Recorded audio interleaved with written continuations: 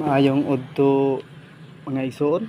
So karong takna mag-ayo data og brake sa XRM 125 guys mga igsoon, kay ang issue ani mga igsoon di mo gana yang preno.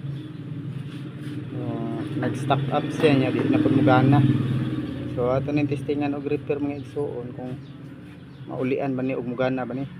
So tara, let's go ato na ning tangkason. Karon mga igsoon ato na natangkas ang iyang brake pad nga gitangkas pud nato ang iyang piston. So muni ato nakita mga igsoon nga hugom din ning sud ilalom mga igsoon, no?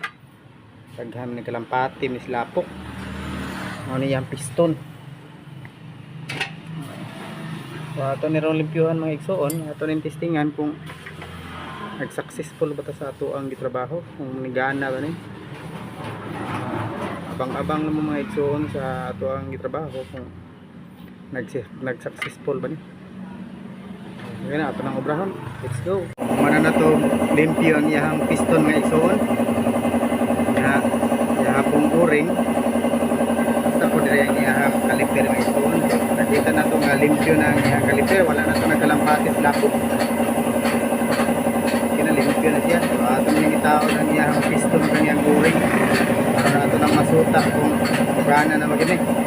So mga igsoon, ato nang nataod ang iyang brake pad mga igsoon, yung piston. So gayun na mga igsoon, dini mo gana yung brake.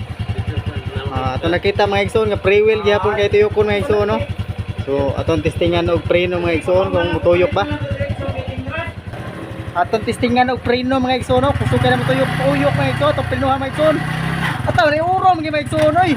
It's alive. Oh. It's alive mga igsoon, it's alive. Oh, mga igsoon, oh, urong oy. Woo! It's alive.